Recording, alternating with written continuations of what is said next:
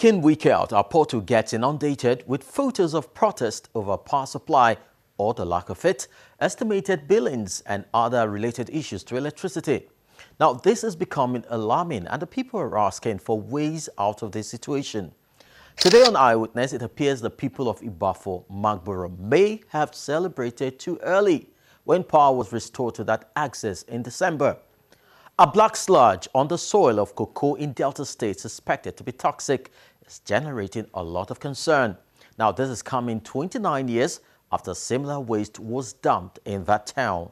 Also, IKEDC management says we reacted to threat to the lives of our staff in the case of Mafoluku arrest saga.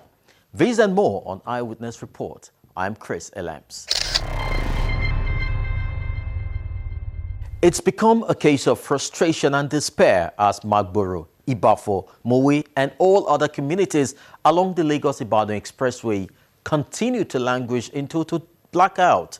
A temporary restoration of power to that axis in December appears to be cosmetic as they have since returned to status quo.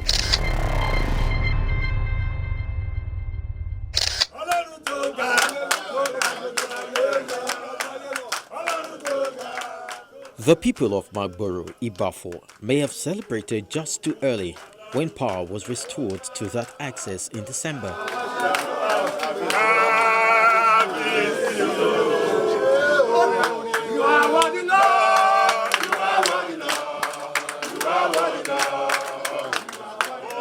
It was possibly the best time for the residents who haven't had power for a decade or more, and in anticipation of improvement in the services and widespread coverage of the community, they applauded Ibadan Electricity Distribution Company.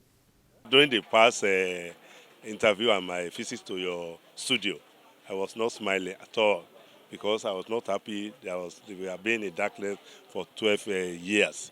But to God be the glory, the Ibadan Disco, they made good their promise. Some areas with fallen poles were fixed by members of the community so they don't miss out on what they thought had come to stay, though a few had their reservation.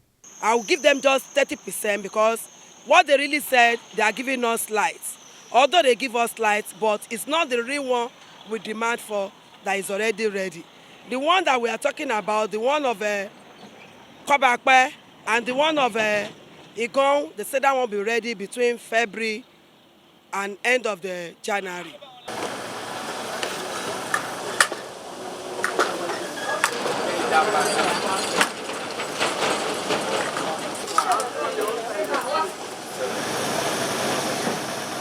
Barely a month after raising the hopes of these residents, we revisited Magboro to ascertain the state of power supply to the area.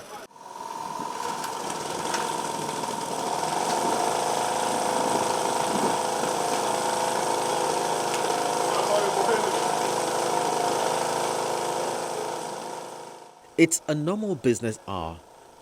The heat is much, and you need a generator if you desire some level of comfort.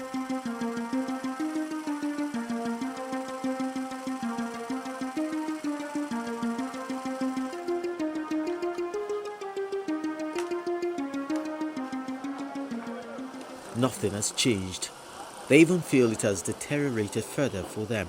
There's no light. They are just fooling us every now and then. Sometimes they came, they said they wanted to share prepay or also meter and so on and so forth. At the end of it, everybody rushed. Nothing is coming. December, they said they are going to supply light. They only brought it on, is it not on the New Year Eve or something like that? And that was the end of it. Even now, I'm going back to my village because just there at Oderemo, you have light there. I went home about 2 months ago. I was surprised to go into a drinking parlor to eat pepper soup. 3 fans was facing me, 3 fans. When I was eating my pepper soup, I mean, lovely. But look at this place now. I now came back home, take my biro and pencil, pen down how much I am spending on fuel per year. Let's say at least 300 per day. Let me just say like that. It's enough to buy land and build another house.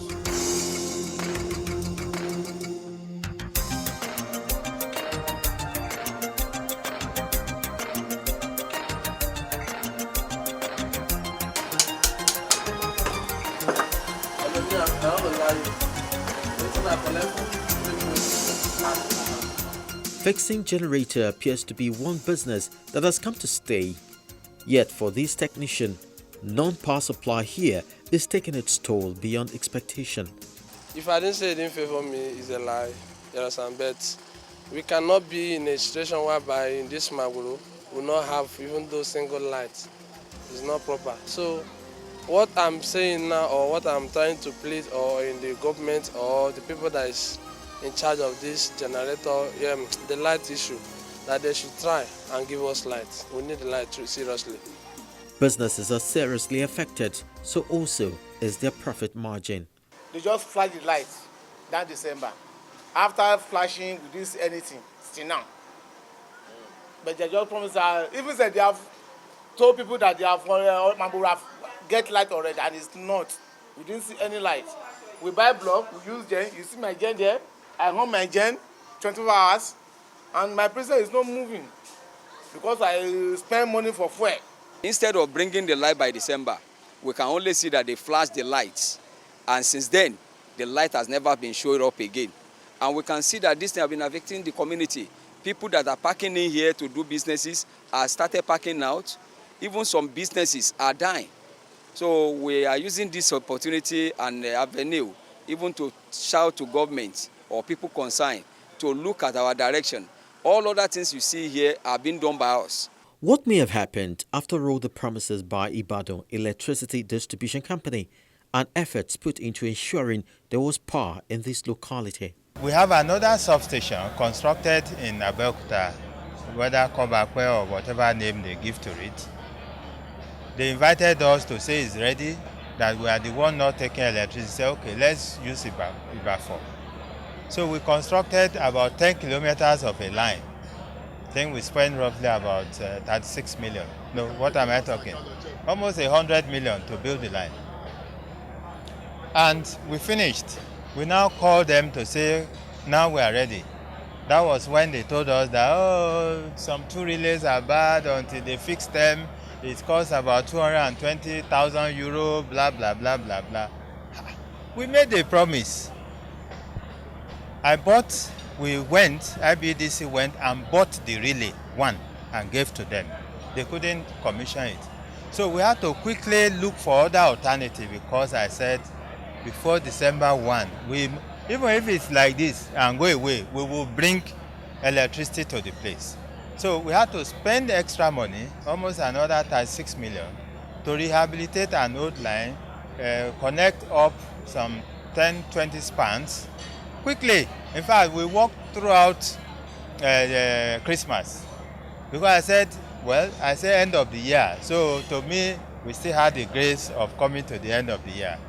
So luckily enough, we were able to finish, and that's why we're able to restore to part of this place. It's not covering everywhere because that line cannot cope. The only line that will cope is this new one that we constructed, and we are not responsible for the transmission station. So it's difficult for me to give you a bankable guarantee over it. But we are ready with it. We bought them the items that they needed to do. We are waiting.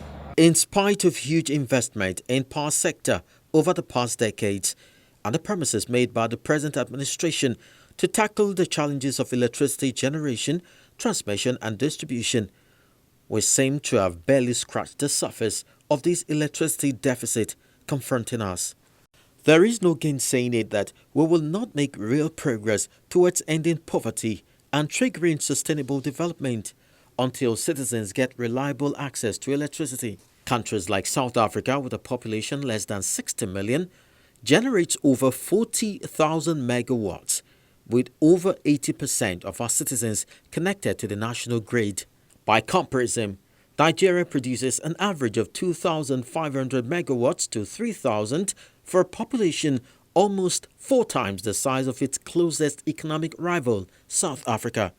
With a growing electricity demand that is expected to rise above 80,000 megawatts by 2020, as against what we generate currently, it is obvious that for a very long time, our reliance on generating set will remain. This is an abysmal performance every government in the country, past and present, must share in.